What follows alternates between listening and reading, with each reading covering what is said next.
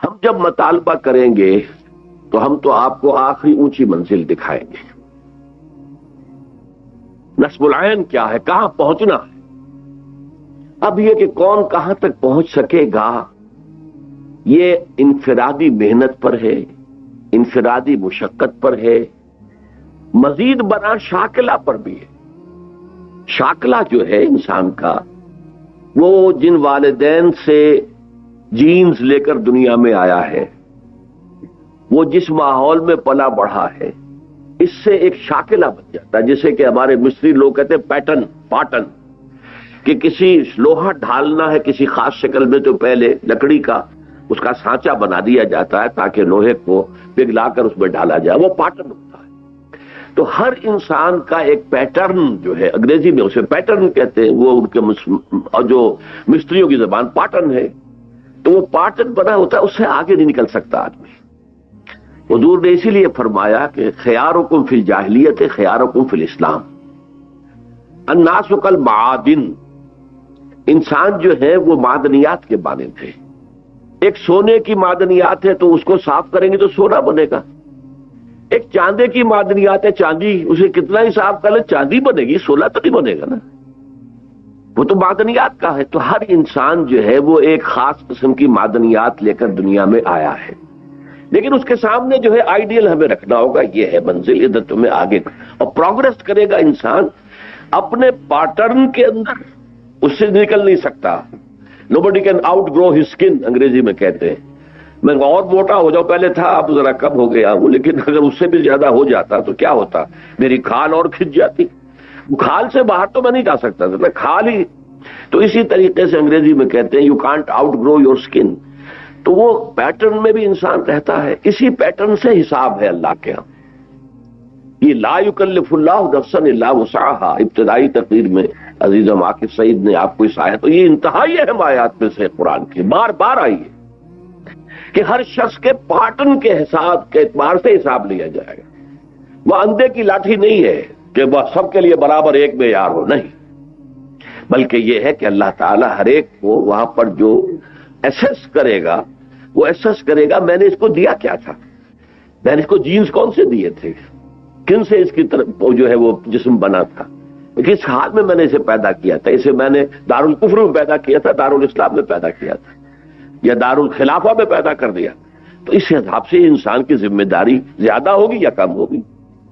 تو اس پہلو سے قرآن مجید کے اندر جو بات ہے، ان اللہ اشترى من المؤمنین انفسهم واموالهم بان لهم الجنہ، یہ ایمان کا بنیادی تصور ہے. اللہ ان اہل ایمان سے ان کے جان اور مال خرید چکا، اب اس کے ہے ہی نہیں، اب تو یہ اللہ کی امانت ہے اس کے پاس. جب مطالبہ آئے، اور مطالبہ نبی کی زبان سے آئے گا، تو اسی لیے ان الذین یبایعونک انما یبایعون اللہ، اصل میں تو بیعت اللہ سے.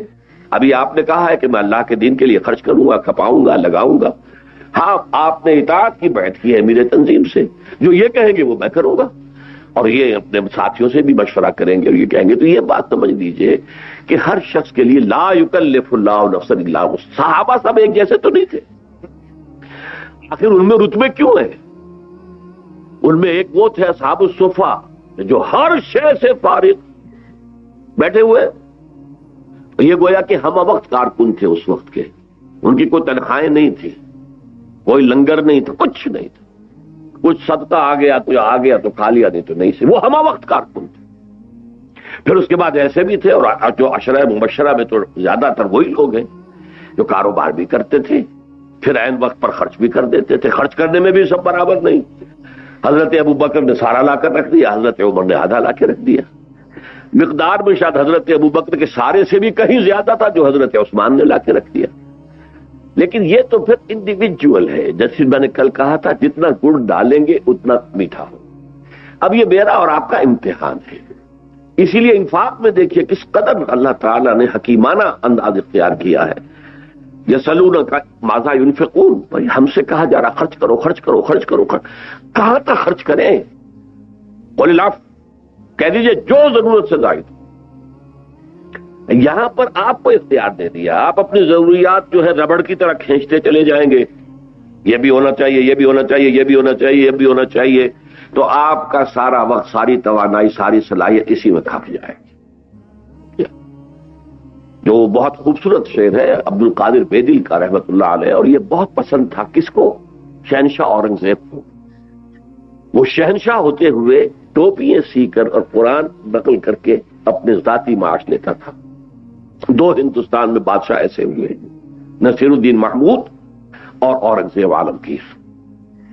لیکن یہ ہے کہ ان کو بہت پسند تھا یہ عبد القادر بیدل کا شعر، ہرس قانی نیست بے دل ورنہ درکار حیات، آنچ ماں درکار داریم اکثرش درکار نیست۔ یہ تو ہماری ہرس ہے، تکاثر ہے، الہاکم التکاثر، یہ بھی ہو یہ بھی ہو یہ بھی ہو، یہ بھی مکان چھوٹا سا بڑا ہو اور بڑا ہو اور بڑا ہو، لہذا اسی میں لگ جاؤ گے، اسی میں کھپ جاؤ گے، ساری توانائیاں، ساری قوتیں، سارے اوقات۔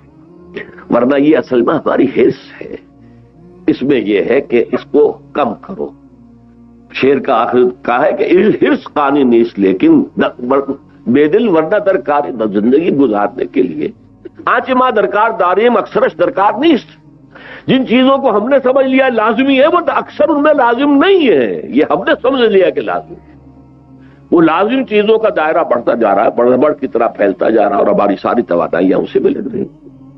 میرا ذاتی واقعہ ہے، میں اب 28 برس سے ایک مکان میں رہ رہا ہوں، 5 مرلے کا ہے، کیا ہے وہاں کوئی بیڈ نہیں ہے، جدید کوئی بیڈ نہیں ہے، کچھ نہیں ہے، کوئی صوفہ سیٹ نہیں، کچھ بھی نہیں۔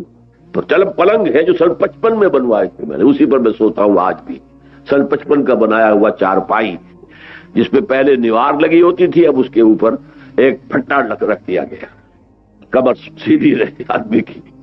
تو ڈاکٹر یقین ہے میرے کلاس فیلو، پہلی جماعت سے کلاس فیلو ہے، وہ ایک دن کہنے لگے کہ میں نے اپنی بیوی سے کہا تھا، اب ان کی ایریا بھی آتی ہے تو اب ان کے ہاں بڑا سا ڈرائنگ روم ہے، یہ ہے، ہمارے پاس کیا ہے، نیچے بس فرش بچھاؤ، آ کے بیٹھ جائے۔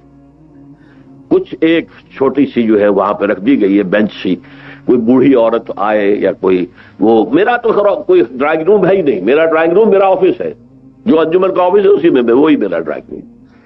انہوں نے بہت کہا کہ میں نے اپنی بیوی سے کہا کہ زندگی تو ڈاکٹر اسرار کی بھی گزری گئی ہے نا، گزری جاتی زندگی۔ جھوپڑیوں میں تو پھر بھی کم سے کم ایک پکے مکان میں رہتا ہوں، جھوپڑیوں میں بھی تو زندگی گزرتی ہے۔ تو یہ کم سے کم کرنا، سکڑنا۔ البتہ میں کسی کے اوپر بھی کوئی انفرادی حکم کبھی نہیں لگاؤں، یہ آپ کی اپنی ہمت ہے، آگے سے آگے بڑھیں، فاستبقوا الخیرات، نیکیوں میں آگے سے آگے نکلے۔ اصولی بات وہی ہے کہ تم اپنی زندگی کو سکیڑو، کیونکہ دھنسے ہوئے ہو، یہاں سے نکلو گے تو پھر یہ ہے کہ کچھ کر سکو گے، ورنہ کچھ نہیں کر سکتے۔ بس اس بات کی مجھے، ورنہ کوئی شخص بھی اسے اپنے اوپر ذاتی ہٹ نہ سمجھے۔ بہرحال ہر طرح کے ساتھی تھے، ایسے بھی تھے، حضرت عمر، انہوں نے ایک اپنے صحابی ساتھی کے ساتھ طے کر لیا تھا، ایک دن دکان پر میں بیٹھوں گا، تم حضور کی صحبت میں گزار لینا، دوسرے دن تم بیٹھنا، میں جا کے حضور کی صحبت۔ اب ایک تو ہے اصحاب صفہ، ہم وقت بیٹھے، انہوں نے آدھا کر لیا۔ کچھ لوگ کاروبار کرتے تھے، پیسے جمع بھی کرتے تھے، حضرت عثمان کے پاس اگر نہ جمع ہوتا تو اتنا کچھ کیسے لا کے دے دیتے، لیکن نیت یہ تھی کہ جب وقت آئے گا سب حاضر کر دیں۔ تو یہ مختلف مزاج ہیں، مختلف طبائیں ہیں، میں نے مختلف طریقوں پر اس کو پہلے بھی بیان کیا ہے۔ ہندی فلسفے کے اندر، ہندو فلسفے میں اللہ تک رسائی کے 3 طریقے بتائے گئے۔ ایک ہے جنان مارگ، معرفت کے ذریعے سے اللہ تک پہنچنا، یہ عقلاء، فلاسفہ، حکماء، ان کا راستہ۔ ایک بھکتی کے راستے سے اللہ کے راستے، نیکیاں، ذکر، مراقبے، تپسیائیں، یہ بھکتی ہے۔ اور ایک ہے کرما مارگ، وہ کیا ہے، آدمی کوئی فعال ہے، کاروبار کر سکتا ہے، کرے گا، لیکن اس سے اپنی اٹیچمنٹ ختم کر دے۔ یہ ڈیٹیچمنٹ جو ہے یہ اس کرما مارگ کی شرط اول ہے ان کے یہاں فلسفے میں، کہ کوئی نفع ہو رہا ہو تو خوشی ہو رہی ہے، کوئی نقصان ہو رہا ہے تو دل جو ہے بیٹھ رہا، نہیں، یہ نہیں ہونا چاہیے۔ اور تم یہ سمجھو کہ جو کچھ کما رہا ہوں اللہ کے لیے کما رہا ہوں، جب وقت آئے گا پیش کر دوں گا، تو کوئی حرج نہیں ہے۔ کوئی شخص کاروبار کر رہا ہے، اس میں اللہ نے اسی کی صلاحیت رکھی ہے، وہ جنان مارگ کی طرف نہیں جا سکتا، بھکتی مارگ سے بھی اس کی، وہ جو ہے فارسی کا بھی بڑا پیارا شعر ہے، سنما رہے قلندر سزدر بمن نمائی کہ دراز و دور دیدم رہو رسم پارسائی. یہ پارسائی جو ہے نیکی ہے، یہ کرو اور وہ کرو، اور جس کا کافی درس جو ہے آپ کو اذکار اور نوافل کی شکل میں ملا ہے. تو ایک شاعر کہتا ہے اللہ مجھ سے یہ لمبا راستہ تو طے نہیں ہوتا کہ دراز و دور دیدم رہو رسم پارسائی، سلما رہے قلندر سزدر بب. مجھے تو کوئی قلندرانہ راستہ بتا دے کہ بس تیرا ہو جاؤں اور تیرے ہی لیے، تیرے ہی عشق میں، تیرے ہی محبت میں بس اپنی زندگی لگا دوں. تو یہ ہے مختلف مزاج اللہ تعالیٰ. اب دیکھیے ہم نے جو کام شروع کیا ہے یہ اصل میں کار رسالت ہے، یہ کار رسالت ہے. اسی لیے ختم کا لفظ نبوت کے ساتھ آیا ہے، رسالت کے ساتھ نہیں آیا. نبوت محمد کے انتقال کے ساتھ ختم ہو گئی، دروازہ بند صلی اللہ علیہ وسلم. رسالت تو جاری ہے، آج بھی رسالت محمدی کا سلسلہ جاری ہے، صرف بائی پروکسی ہے. پہلے حضور خود کر رہے تھے، آج حضور کے امتی جو بھی، اور یہ حضور نے خبر دی ہے میری امت میں ایک گروہ ہمیشہ ضرور قائم رہے گا کہ جو اس کام کو کرتا رہے گا. اسی لیے جو حدیث میں آتا ہے بلغوا عنی ولو آیا، انی آن مائی بہاف، جو بھی تم تبلیغ کرتے ہو قرآن کی آن مائی بہاف ہے، یہ میری تبلیغ ہو رہی ہے تمہارے ذریعے سے. تو اس اعتبار سے یہ کار رسالت ہے جس کے لیے ہم جمع ہوئے ہیں. اس کے لیے منہاج رسالت ہے کہ جو ہم نے اختیار کیا ہے. اللہ تعالیٰ آپ سب کو بھی توفیق دے، مجھے بھی جب تک زندہ رکھے ابھی توفیق دیے رکھے. اب دعا مانگ لیجئے. ہاں کچھ لوگوں نے بہت زیادہ یہ دعاؤں کی یہاں پر ہیں. ہمارے ڈاکٹر عبد الخالق جو ہیں وہ اس وقت یہاں بیٹھے نظر نہیں آ رہے. ان کے والد صاحب جو ہیں پروفیسر احمد شفیع، ان کا انتقال ہوا ہے حال ہی میں. ایک اور انتقال کی خبر ہے کہ نقیب اسرہ سمن آباد فیصل آباد محمد اشرف کی والدہ وفات پا گئی ہیں. اللہم اغفر لہما وارحمہما وادخلہما فی رحمتک